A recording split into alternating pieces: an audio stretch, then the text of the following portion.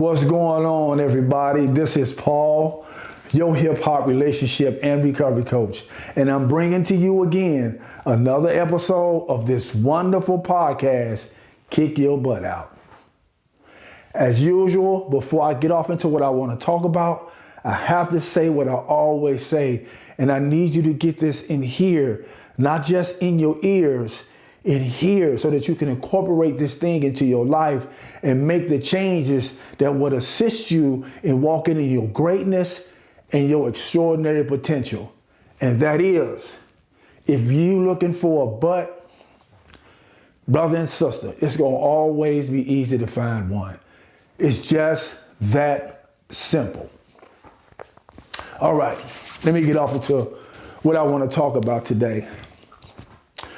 I watched a television show called Ridiculousness. And it's called Ridiculousness because there are lots of clips on this show where people do some crazy stuff. Sometimes in the name of a laugh, sometimes not. But many people crash, they run into stuff, they run through stuff, they break stuff, they slip off stuff, they fall off stuff, you name it. They crash, just you name it. There's so many things that happens on this show in these clips, and they are really funny. And one of the reasons why they're funny to me is because even though some of those splashes that they do, it looked like these people hurt themselves really bad. The producers of the show says nobody has seriously injured themselves and nobody has died as a result of some of these crashes that they do on the television show. So again, it's really funny to me. And as I watched the television show, one of the days that I was watching it, I asked myself, and I was just like, why come they didn't break their fall? Because in many of those situations, I'm saying they could have broken their fall. They didn't have to crash and slam into that way. They could have stuck their hands out, feet out, something where the fall didn't have to be full-on crash, face first, you name it. It didn't have to be that. However, again, many of the clips in the show is that. And it made me think about life. It made me think about situations. And that's one of the reasons why I've decided to title today's episode of Kick Your Butt Out, But You Didn't Break Your Fall. So, let me tell you a story. Back in the 80s, when I was 15, 16, 17 years old, matter of fact, I made 16 in March. In April, my first child was born. And during that time, the mother of my first child and I, we weren't in a relationship. We were co-parenting, but we wasn't in an intimate relationship. I was in a relationship with the mother of my second child. And you're going to hear me use the mother of my child, because baby mama, baby daddy, that's not none of my terminology. I don't use that. That's goofy, it's ghetto, I hate it, and I wish people would stop using it. Back to what I was talking about. I was in a relationship with the mother of my second child. Although we didn't have any children at that time, she was my first love and I was her first love. All of the cute little cliches and things that people said about couples that were cute and in love in those days, that's what we were. Puppy love, high school love, first love. We're going to be together forever. They ain't going nowhere. They so cute. Oh, look at them. We were all of that. When people saw us, we were a popular couple. We were a couple that lots of people esteemed. When you saw her, you saw me. When you saw me, you saw her. If you saw either one of us apart, we were either on our way towards one another or we were just leaving one another. That's how close the two of us were. at that time, again, like I said, she was my first love and I was her first love. So as we were in relationship, I ended up having to go to an alternative high school. And when I left that high school, I started to creep or mess around again with the mother of my first child, while I was still with the mother of my second child, my first love, my baby. We were that, right? I'm painting a picture here. Excuse me. Also, my social circle, my friends, we all had, we would throw high school parties. We were the popular group. We were the group that everybody wanted to be around and be a part of because of what we did. We would throw high school parties. We started breakdancing. We started to rap in those days, and we were really popular. So at the same time, while I'm with the mother of my second child, which is my first love, I'm creeping and sneaking around with the mother of my first child, and I'm starting to have lots of groupies and fans. I'm starting to be in relationship with lots of them. Okay, so during that time, the mother of my second child had become pregnant with him, right? And you all know when women get pregnant, their need intensifies, their need enhances. There's lots of nurturing and attention that they need. Well, I did totally the opposite.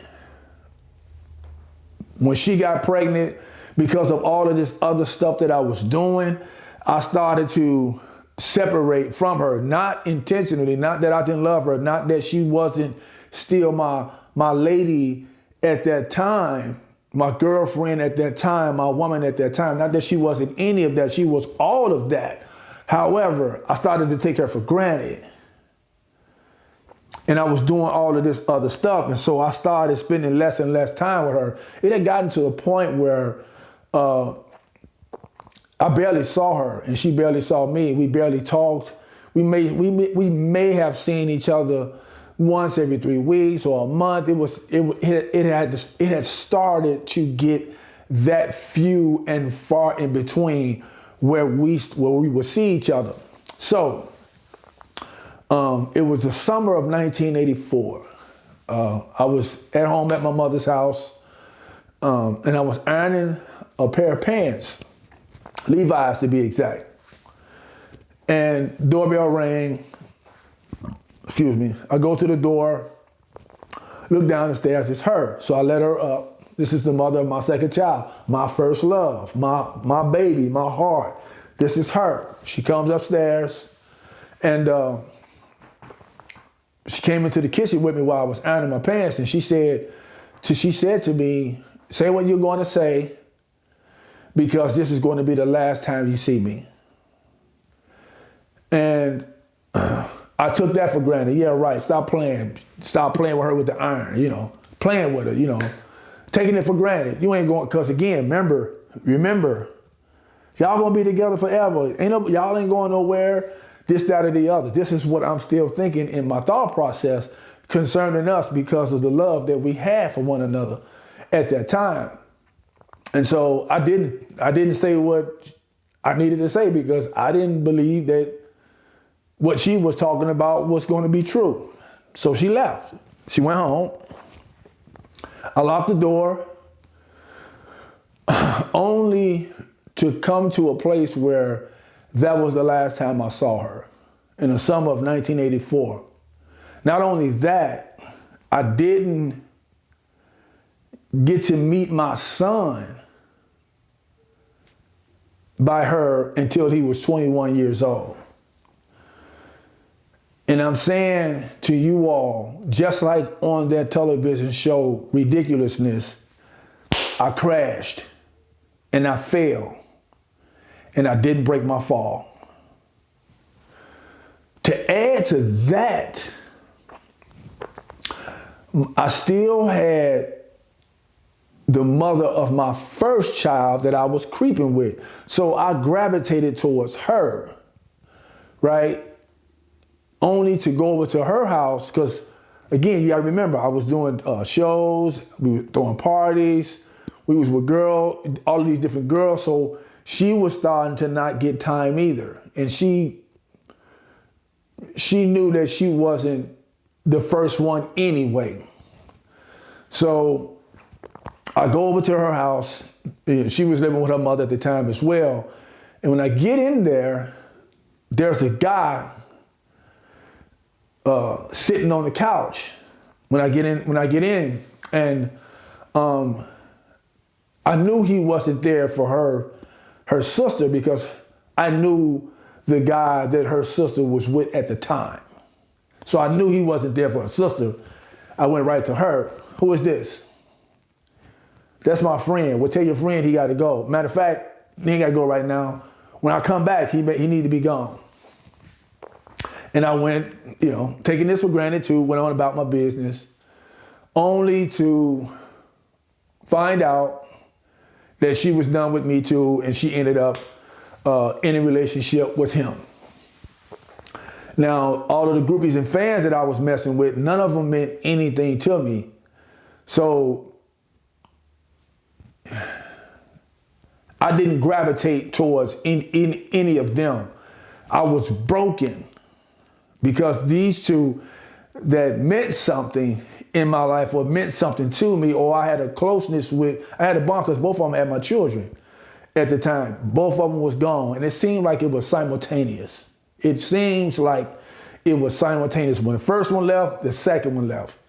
And I was left standing there asking myself, what happened?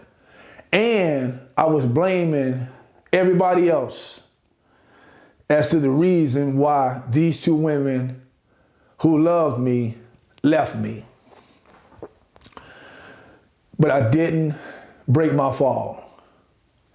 And one of the reasons why I didn't break my fall is because I didn't pay attention to the warning signs. I didn't pay attention to the fact that, remember I told you all that we used to be together. When you seen one, you saw the other. That has started to get few and far in between. The telephone calls, few and far in between. The visits, she come over to my house, few and far in between. Obviously, me going over to her house, few and far in between. Those were the warning signs. And just like it says in the Bible, the warning come before the fall, or the warning come before the destruction. That thing happened to me. And I didn't break my fall because I was too busy focused on me. And so many of us, or many of you out there who are listening to this podcast,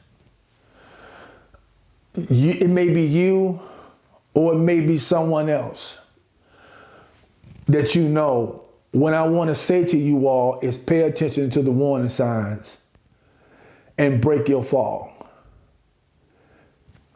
If your significant other needs you to hear them, not to respond, not to make it about you. They need you to hear them, to listen to them. They need you to hear them so that you can know what their position is, so that you can know what their desire is, so that you can know what their heart is saying. They need respect from you. They need honor from you. You need to give it to them. They need to give it to you. Because if you don't, you're going to be sitting up there. You'll find yourself in a situation like I said, but I didn't break my fall. Or but you didn't break your fall. So I'm pleading with everybody out there within the sound of my voice who's listening to this podcast. Find out what it is that your significant other needs. And make sure if it's within your power to supply it, whether it's spiritual, mental, emotional, verbal, financial, from a social standpoint, from a community standpoint, whatever it is their need, and you can supply that need, please make sure you pay attention to it. Stop making it about you, and be there for your significant other the way you said that you was going to be there for them. Because again, like I said, if you don't, you'll find yourself saying, I didn't break my fall, or what happened, or you'll be trying to blame everything and everybody else after your situation or your relationship end up falling and breaking. The same thing applies from a professional standpoint as well. I said it in one of the podcasts before that I was talking to a human resources person who had to reluctantly, right, go and give someone who had been working for the company for 25 years a pink slip. Now, if this person had been working for that company for 25 years, they had to have been an asset at one point. And for them to be in a place, in a position that they're inevitably having this meeting to give you that person the pink slip, there had to be some warning signs over the 25 years that said, look up, you're falling. Look up, you're falling, and the person didn't pay attention. So that can happen in our professional life as well, but you didn't break your fall. That can happen in relationships when it comes to our parents, our children, our friends, but you didn't break your fall. And so again, just like I talked about from a intimate or personal relationship with your significant other, I'm saying the same thing when it comes to your relationships with everybody else around you, your loved ones, your friends, your mother, your sons and daughters, whoever the case may be, as well as your employers. Please look at the warning signs. Pay attention to the warning signs before you end up falling.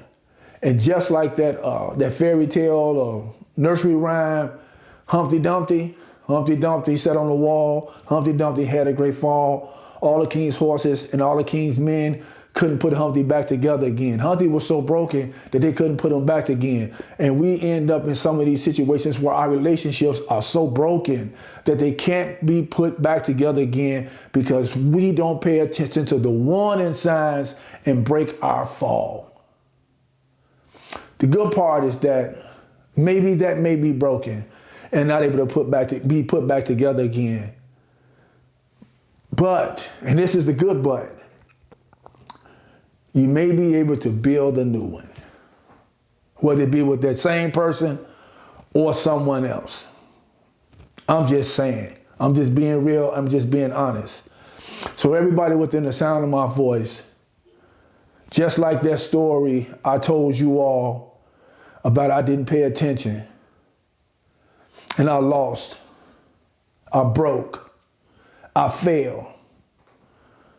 You don't have to do the same thing. And if you are doing it, if you have created a pattern of doing that, this is the opportunity to stop. This is the opportunity to turn that thing around. Because my favorite book says that man must not be alone. And that doesn't always necessarily mean a significant other. It means that men, we need each other. We need somebody. And if we don't break our fall, we'll end up in places and in positions where that somebody will end up being anybody. And we still gonna fall anyway. We gonna fall anyway. So please, hear what I'm saying and make the changes that you need to make so that you can build these healthy relationships. These all around healthy relationships. And you don't have to worry about breaking your fall because you are making these relationships about all of us and not just me. Thank you all for listening to me. Thank you all for hanging out with me. Thank you all for sharing, commenting, subscribing, posting. I love y'all. And let's talk about this because I know some of you all out there know exactly what I'm talking about and can relate to what it is that I'm talking about. So this is Paul, your hip hop relationship and recovery coach. And before I go, people, yes, be well. Be well, be well, be well. Do the next right thing. And may God bless everybody on here. And if you're looking for a butt, it's going to always be easy to find one. I'll talk to y'all later.